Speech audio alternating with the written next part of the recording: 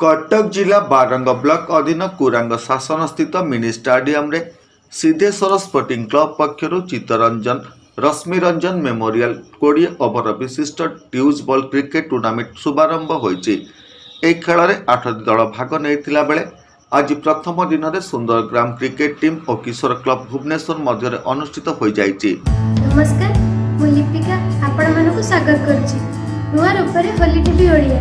Holi TV Odia सहित जोड़िया पई आपण माने लाइक करंतु, सब्सक्राइब करंतु, शेयर करंतु। उद्घाटनी मैच रे स्थानीय सरपंच और अंचलर किछि बुद्धिजीवी जोग देइथिले। नमस्कार आज्ञा मु सिद्धेश्वर स्पोर्टिंग क्लब प्रेसिडेंट कहूँ। आमर आज चित्तरंजन रश्मिरंजन मेमोरियल ट्रॉफी आरंभ होमर प्रति वर्ष टूर्नामेंट हुए और यहाँ बर्तमान आज क्वार्टर फाइनल मैच आरंभ है। 8 दल अंशग्रहण कर आज प्रथम उद्घाटन मैच कुरांग शासन क्लब।